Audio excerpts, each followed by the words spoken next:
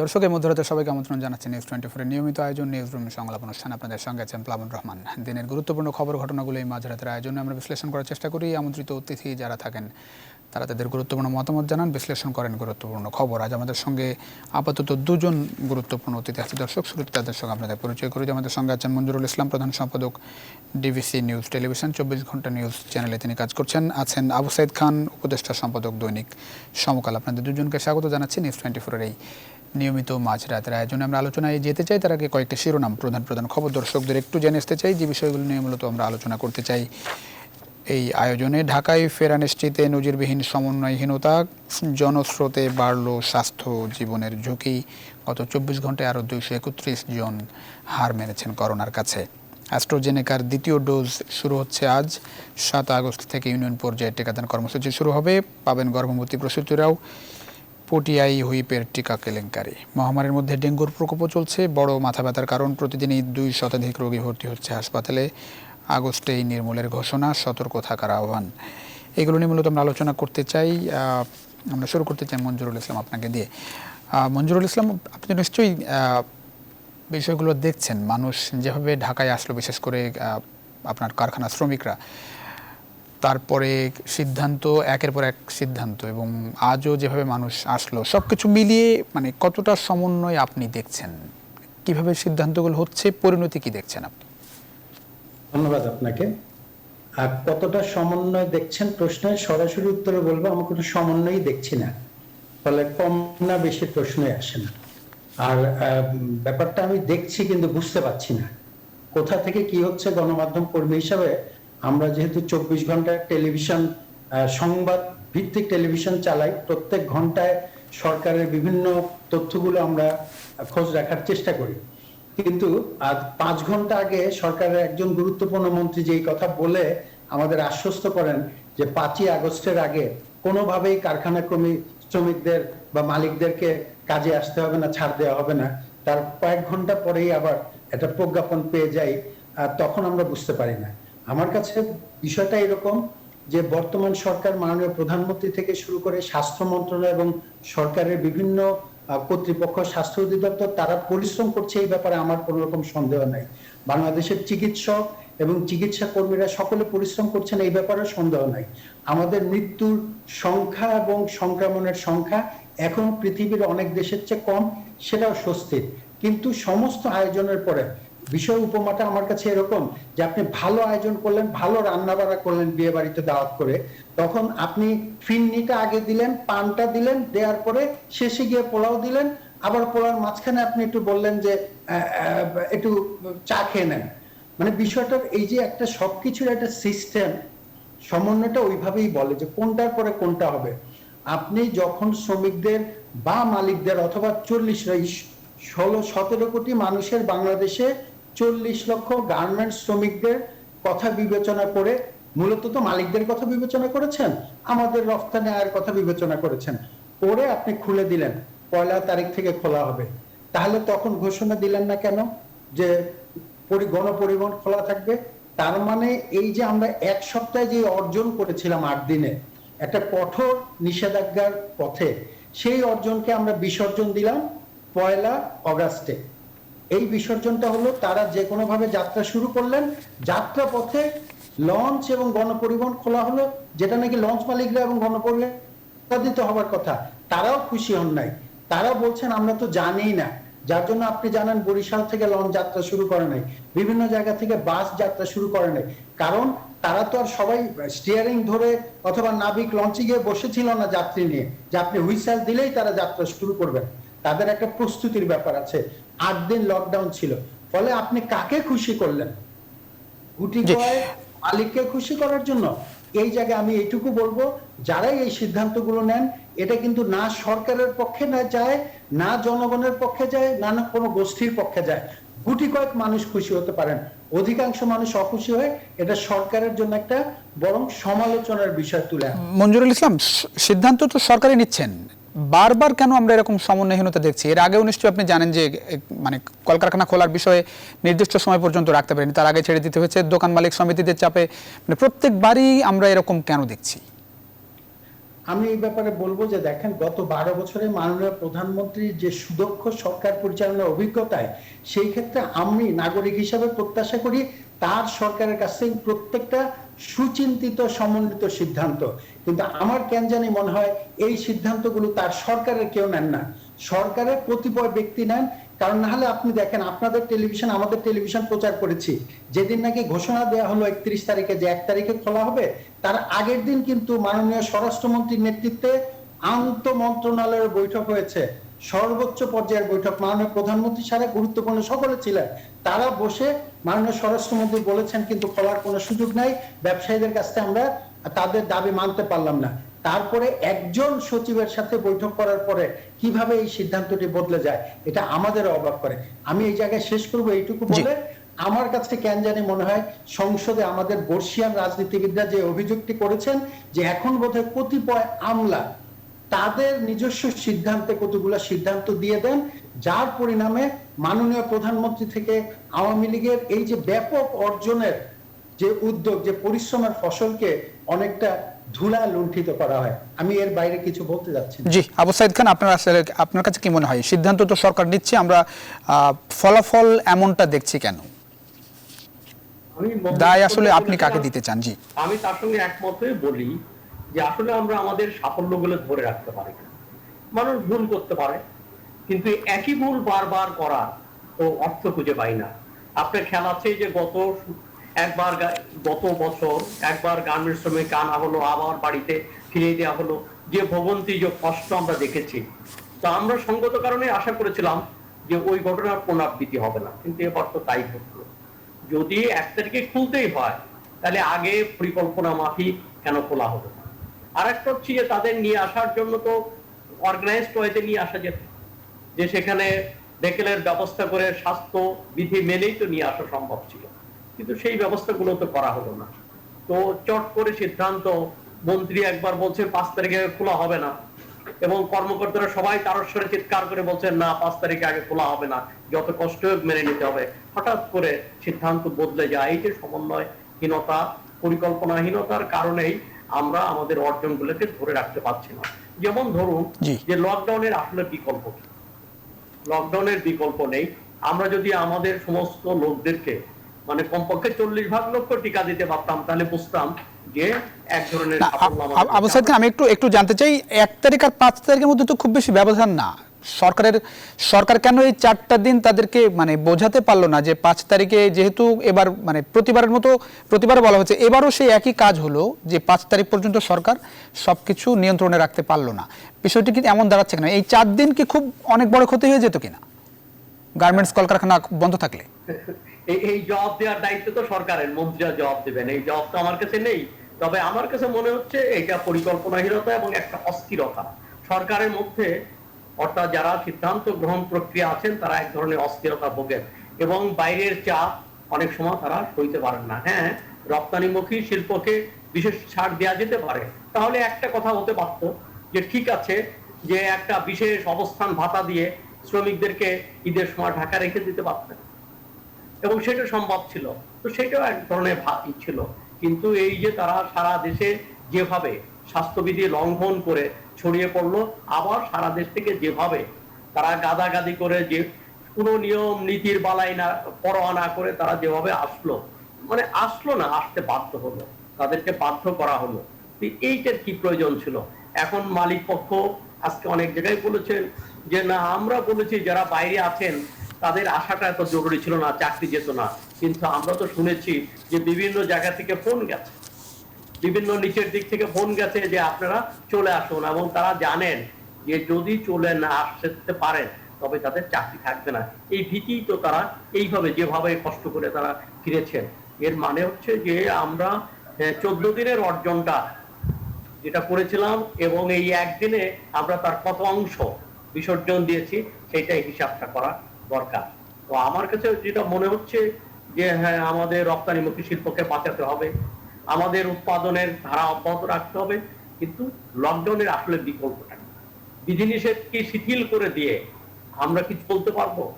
এবং এই অবস্থায় এখন পর্যন্ত ধরেন যে 14 দিন পর্যন্ত মোটামুটি লকডাউন হয়েছে, কিংবা নিষেধাজ্ঞা যেটা আরোপ করা হয়েছিল সেটা মোটামুটি হয়েছে বলেই 30-এর কোটায় কিন্তু আমরা ঘুরপাক খাচ্ছি। শনাক্তের হার অর্থাৎ যা পরীক্ষা করা হচ্ছে সেই বিবেচনা শনাক্তের হার 30-এর কোটায় ঘুরপাক খাচ্ছি। যদি এইটা লকডাউনটা না থাকতো কিংবা বিধিনিষেধ না থাকতো তাহলে এটা হু করে আরো বেড়ে যেত। অতএব সেই জায়গা থেকে এখন লকডাউনটা ছাড়ের বাইরে, লকডাউনের বাইরে কারা থাকবেন কিংবা এটা সারা দেশের পরিবর্তে স্থান বিশেষ দেওয়া হবে কিনা সেইটা একটা বিশেষজ্ঞ পর্যায়ে পরিকল্পনা হতে পারে।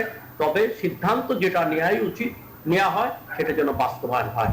এই ধরনের মানে অস্থিরতা এবং এতে ক্ষতি ডেকে আনে এবং এই বারবার ক্ষতি ডেকে আনছে, আমাদের এ ব্যাপারে সচেতন হওয়া দরকার।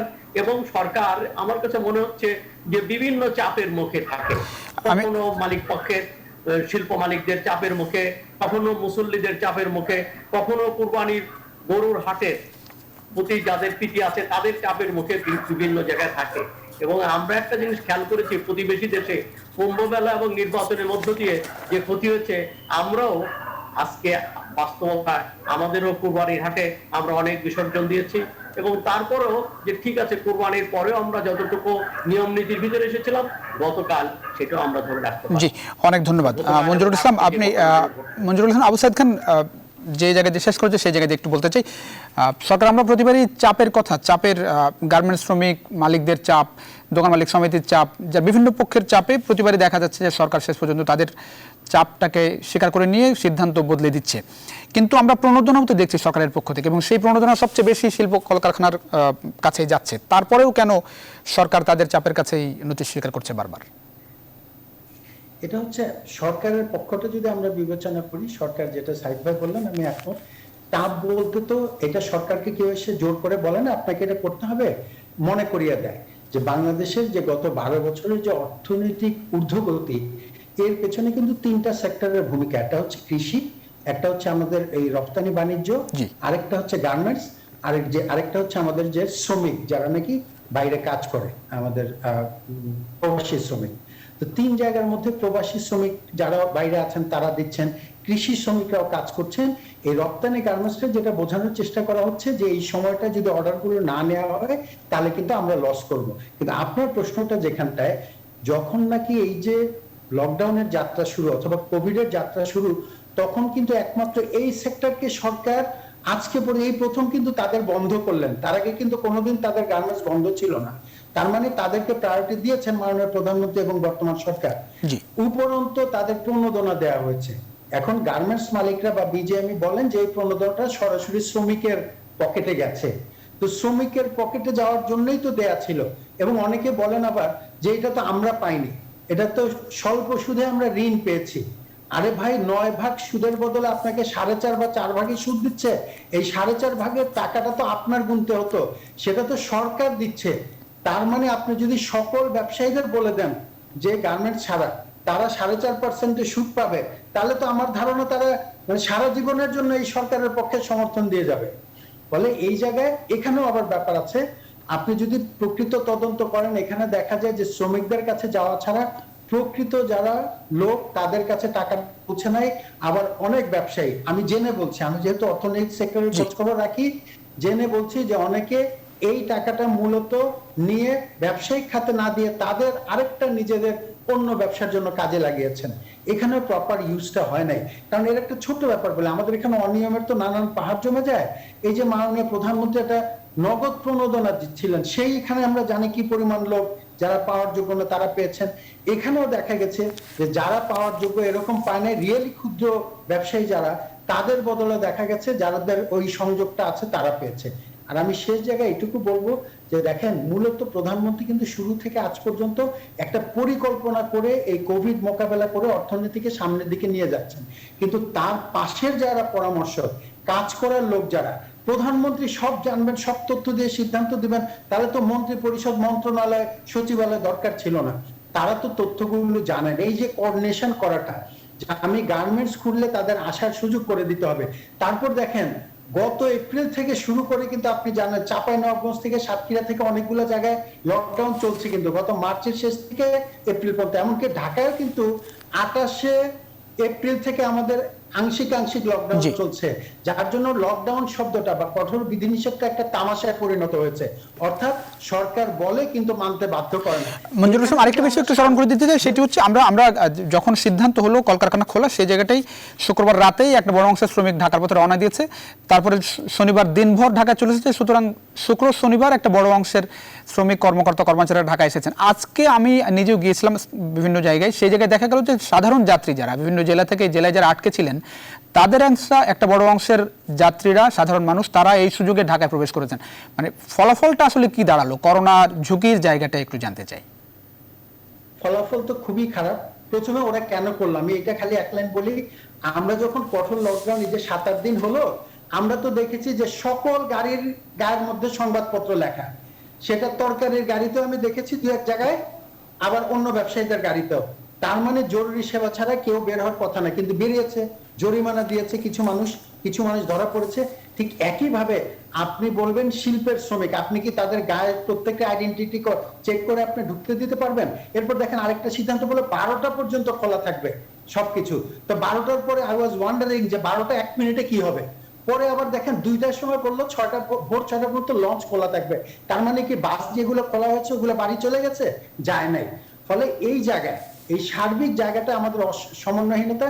আর আপনার প্রশ্নের সরাসরি উত্তরে বলি, গতকালকে অধ্যাপক খুসরু, যিনি ঢাকা বিশ্ববিদ্যালয় ফার্মাকোলজির চেয়ারম্যান, উনি বলছিলেন অন্য একটা চ্যানেলে, আমি শুনছিলাম, এই যে 40 লক্ষ মানুষের জীবন জীবিকার কথা চিন্তা করে যেই অনিয়মের মধ্য দিয়ে আমরা যাচ্ছি, তার আশঙ্কা 2022 সালের ডিসেম্বরে 1 লক্ষ প্রাণহানির বিনিময়ে আমরা 40 লক্ষ লোকের যে জীবিকা নিশ্চিত করলাম, তার হয়তো মূল্য দিতে হতে পারে।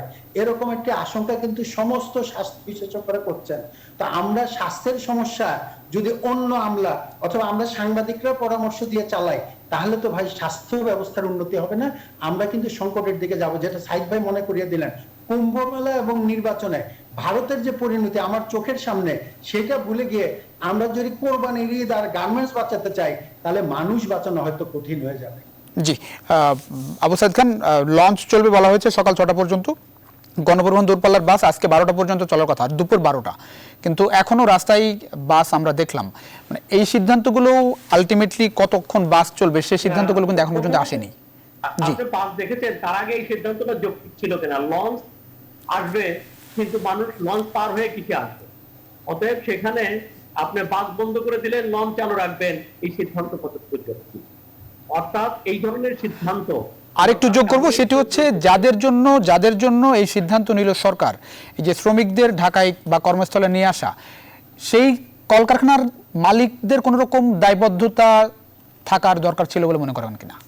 সেইটা ছিল, এবং এটা মানানোর ক্ষেত্রে আমাদের দেশে যেটা হয় যে কেউ তো মানতে চায় না, তাকে মানাতে হয়। না, দেশে তো সরকার আছে, আইন শৃঙ্খলা বাহিনী আছে, সবাই তো আছে, আইন আছে, তারপরেও কেন মানানো যাচ্ছে না? সরকার তো, সরকারের পক্ষ থেকে মন্ত্রী পর্যায়ে সিদ্ধান্ত নিতে পারতো যে তাদেরকে, ঠিক আছে আপনি গার্মেন্টস খুলেন, তাদেরকে অর্গানাইজ হয়েছে স্বাস্থ্যবিধি মেনে ভেহিকল পাঠিয়ে নিয়ে আসে, যানবাহন পাঠিয়ে নিয়ে আসে, সেই সিদ্ধান্ত নিতে পারতো। গভর্নমেন্ট সহযোগিতা করতে পারতো, স্পেশাল নর্থ বেঙ্গলে স্পেশাল বিভিন্ন জায়গায় স্পেশাল ট্রেন দিতে পারতো, এবং তাদের নির্দিষ্ট গাড়িতে। আমি এই ক্ষেত্রে আমার মনে হয় যে ধান কাটার ক্ষেত্রে যেভাবে শ্রমিকদেরকে, মানে ধান কাটার শ্রমিকদেরকে যেভাবে নিয়ে আসা হয়েছিল, অত্যন্ত স্বাস্থ্যবিধি মেনে তাদেরকে বিভিন্ন জায়গায় নিয়ে আসা হয়েছিল, তো সেইভাবে নিয়ে আসাটা কিন্তু সম্ভব ছিল, এবং এটা কঠিন কিছু না। সম্ভব ছিল বলে মনে হয় আপনার? হ্যাঁ, সম্ভব ছিল মনে হয় সেভাবে, এত সুশৃঙ্খল ভাবে? সম্ভব। অসুবিধাটা কি? আপনার কিছু স্পেশাল ট্রেন যাবে এবং ভেহিকল গুলা যাবে, যে ঠিক আছে প্রত্যেকটা জেলা থেকে 20টা 30টা 40টা বাস ছেড়ে চলে আসবে, এটা তো কঠিন কিছু ছিল না। এবং এর জন্য যে মোটা অঙ্কের টাকা কিন্তু তা না, এটা একটা পরিকল্পনা দরকার ছিল। আর যেভাবে যেটা হয়েছে, তাতে আমার কাছে যেটা মনে হয় যে কলকারখানাগুলো খুলে ঈদের মধ্যেও যদি খোলা রাখতে পারতো, সেটাও বেটার ছিল। যদি লোকগুলা এরকম 40 লাখ লোক গ্রামে যেত আর না আসতো, তার চেয়ে বরং বেটার ছিল কলকারখানাগুলো খোলা রাখা। তো সেটাও হলে এই যে লোক সমাগমটা, যাতায়াতটা হতো না, তো সেই সেগুলোও কিন্তু ভাবতে পারতো। জি, মঞ্জুরুল ইসলাম। জি, পরিকল্পনা করলে যে সম্ভব। আপনি যদি ম্যাঙ্গো ট্রেন চালু করতে পারেন, ক্যাটেল ট্রেন চালু করতে পারেন, এবং যেটা ধান কাটার শ্রমিকের কথা বললেন, আমাদের কিন্তু সরকারি বাস সার্ভিস আছে প্রায় সকল জেলার সাথে, আমাদের বিআরটিসি বাস। তারপরে স্পেশাল লঞ্চ যদি আপনি করে সেখানে করলে কিন্তু এটা সম্ভব ছিল। মূলত হচ্ছে আপনি পরিকল্পনা বিকালে 5টায় ঘোষণা দিয়ে সকালে বলেন সন্ধ্যার মধ্যে চলে আসেন SMS দিয়ে। এর আগের গল্প বলি, এর আগের বার যখন গার্মেন্টস খুলে দেওয়া হলো, বলা হলো এরা সবাই নাকি গার্মেন্টস ফ্যাক্টরির পাশেই থাকে, আর যারা দূরে থাকে তাদের গাড়ি দিয়ে নিয়ে আসবে। আমরা দেখলাম মাইলের পর মাইল হেঁটে কিন্তু শ্রমিকরা আসলো, সেই দায়িত্ব মালিকরা নিলেন না। মালিকরা কেবল দাবিটা করে মাননীয় প্রধানমন্ত্রী বা সরকারের কাছ থেকে দাবিটা আদায় করে নিয়ে আসেন, এরপর ওনারা কিন্তু ফ্যাক্টরিতে বসে সেখানে মাছ বিতরণ করেন, এর বাইরে বেরোন না। বলে লাভ করবেন, লাভের সাথে তো কিছু ইনভেস্টমেন্টও বাড়াতে হয় ভাই এই সংকটের সময়। সেখানটায় কিন্তু গার্মেন্টস মালিকদের বিশেষভাবে তাদের যে মানে বিনিয়োগ বাড়ানোর উদ্যোগ কিন্তু আমরা লক্ষ্য করি নাই, সেটা গার্মেন্টসের সুরক্ষাই বলেন অথবা বাংলাদেশের করোনার পরিস্থিতি উন্নয়নের জন্য বলেন। মঞ্জুরুল ইসলাম, যেটি হচ্ছে যেভাবে এখন আপনি দেখছেন সরকারের খুব বেশি নিয়ন্ত্রণ দেখা যাচ্ছে না, সেই জায়গাটাই 5 তারিখে বিধিনিষেধ শেষ হচ্ছে, এখনো সিদ্ধান্ত আসেনি 5 তারিখের পরে কি হবে। আপনার একটু মতামতই জানতে চাই, মানে 5 তারিখের পরে কি দেখছেন? দোকান মালিক সমিতির পক্ষ থেকে এরই মধ্যে দোকানপাট খুলে দেওয়ার দাবি তোলা হয়েছে, চাপও আসছে বিভিন্ন দিক থেকে।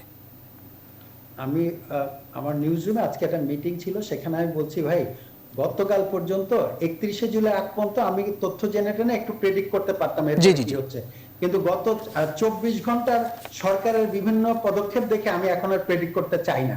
তারপর একজন নাগরিক হিসেবে আমি বলি, আমি এটা আপনাকে নিশ্চিত করে অনেয়ার বলতে চাচ্ছি যে 5ই তারিখের পরে আমাদের স্বাস্থ্য পরামর্শ কমিটি তারা বলেছেন আরো 2 সপ্তাহ লকডাউন দেওয়া বা 10 দিনের লকডাউন, যাতে এই ফ্যাক্টরি বাদে। আমি নিশ্চিত করে বলতে পারি এরপর থেকে আপনি তো শ্রমিকদের বাদ দিলেন, কারখানার শ্রমিকদের, বাংলাদেশের নাগরিকদের অধিকাংশ মানুষ আর কোনো নির্দেশনা মানবেন না, কারণ তারা জানেন এই নির্দেশনা তারা মিন করেন না, যা বলেন তা মিন করেন না, যা মিন করেন তা বলেন না। তার মানে হচ্ছে কঠোর বিধিনিষেধ যদি ভাঙা যায়, সাধারণ বিধিনিষেধ ভাঙাটা অনেকটা দায়িত্ব বলেই তারা মনে করবে।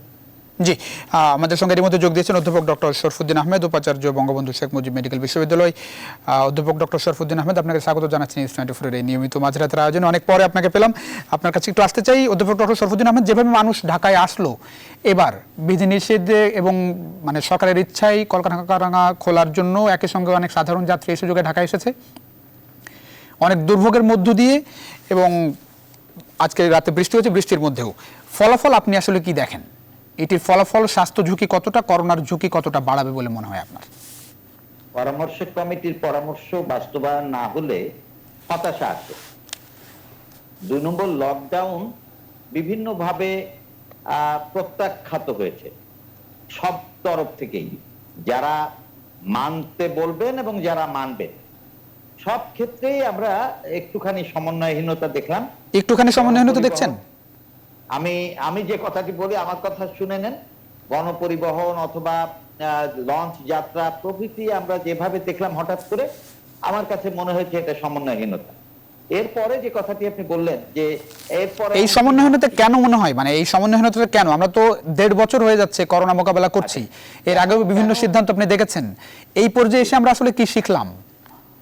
আমরা যে জিনিসটা শিখলাম সেটা হলো যে লকডাউন বাংলাদেশে বাস্তবায়ন করা কঠিন একটা বিষয়, এবং আমি মনে করি যে এখন আর লকডাউন শব্দটি যেন ব্যবহার না করে। মঞ্জুর ভাই সুন্দর করে বলেছেন, এরপরে বললেও হয়তো শুনবে না, তার বলবো যে আমরা এখন একটা নিউ নরমাল লাইফে চলে যাই। আসুন আর লকডাউন না, কালকে থেকে সবাই মাস্ক পরে যার যার কাজে নেমে যাই, তাহলেই আমরা এই নতুন স্বাভাবিক জীবন নিয়ে, করোনা নিয়ে যতদিন যার আয়ু আছে আমরা বেঁচে থাকবো। এছাড়া আমাদের আর কিচ্ছু করণীয় নাই। তবে আমার কাছে একটি মাত্র কথা, আমরা আসলে কারো কথা শুনবো কেন, আমার কথা আমি শুনবো। সেটা কি? আমাকে বাঁচতে হবে, ভ্যাকসিন নিতে হবে, ভ্যাকসিন এসে যাচ্ছে। যে কয়দিন ভ্যাকসিন নেওয়া না হয় ততদিন বেঁচে থাকার জন্য মাস্কটা পরিয়ে আসুন, স্বাস্থ্যবিধি মেনে চলি আর মাস্ক পরি, আর ওই টিকা দুটো নেই।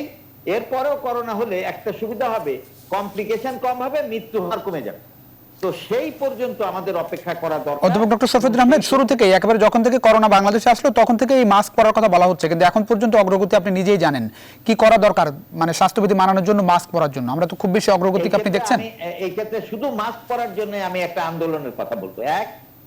17 কোটি মানুষের 3টি করে কাপড়ের মাস্ক, যেটা ধুয়ে পরা যায়, 3 লেয়ার বিশিষ্ট, 51 কোটি মাস্কের জন্য কত টাকা দাম, এটা কিনে ফেলি আমরা। যারা নিজেরা কিনতে পারি তারা তো নিজেরা দেব, যারা পারে না তাদের বাড়িতে বাড়িতে পৌঁছে দেব।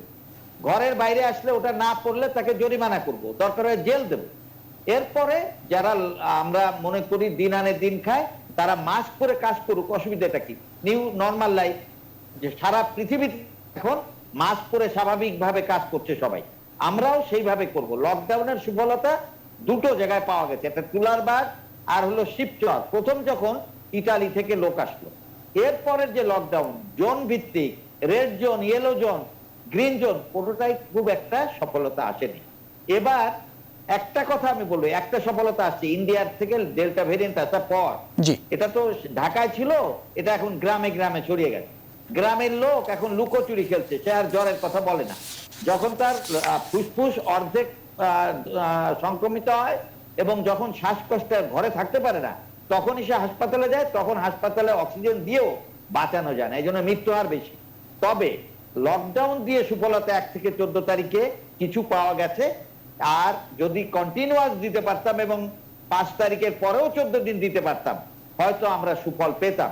যেহেতু আমরা এখন সুফল পাচ্ছি না, আপনার আমার দায়িত্ব হলো আমরা যারা সংক্রমিত হব বা একটু সাইন সিম্পটম হবে, আমি নিজেকে আইসোলেট করব। অন্য লোককে আক্রান্ত করার দায় দায়িত্ব আমার নাই। আমি কিন্তু অন্য লোকের মৃত্যু হলে আমাকে দায় এড়ানোর কোনো সুযোগ নাই। অধ্যাপক ডক্টর শরফুদ্দিন, আপনি মাস্কের কথা বলছিলেন, একটু যদি যোগ করেন, মাস্ক যে আপনি বলছিলেন 51 কোটি মাস্ক দরকার, এই মাস্ক আপনি সরকারের পক্ষ থেকে দেওয়ার কথা বলছেন? আমি এক্ষেত্রে যারা কিনতে পারি নেব, নতুবা সরকারই এটা পারে, সরকারের তো বাজেট আছে, প্রত্যেকের জন্য 3টা করে অ্যালোকেশন করে দেই আমরা। এবং এটা দেওয়ার ক্ষেত্রে আমি কিন্তু একটা সামাজিক আন্দোলনের কথা বলতে চাই। সেটা কারা?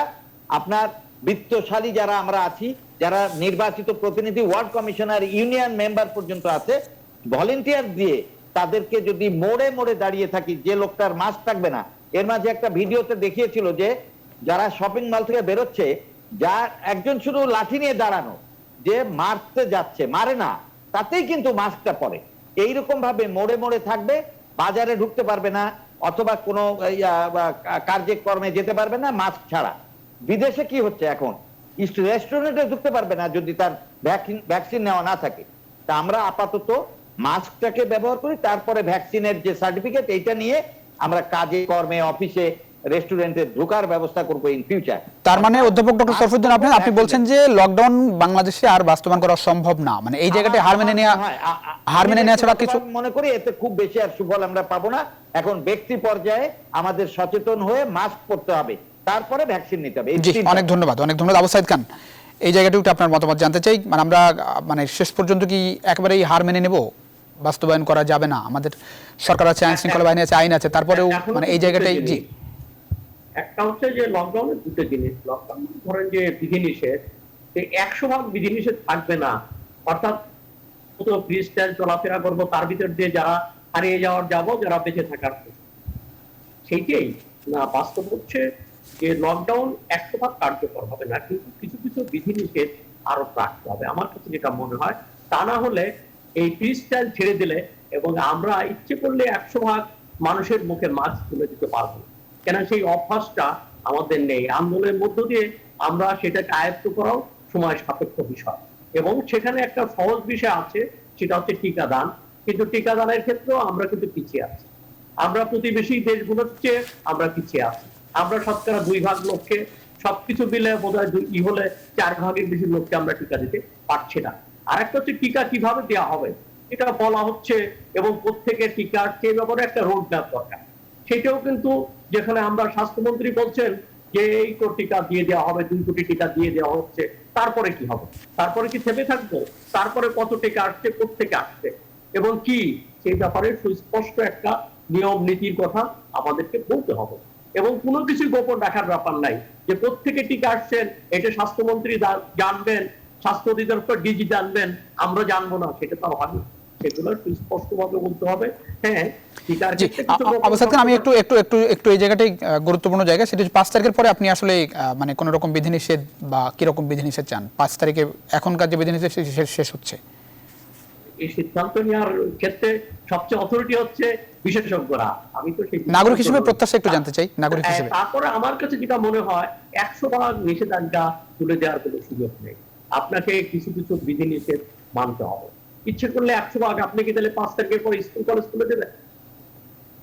দোকানপাট, সেটা আমরা ভাবছি না। দোকান, শপিং মল। হ্যাঁ, তো আমার দোকান শপিং মলের ক্ষেত্রে কি করবেন?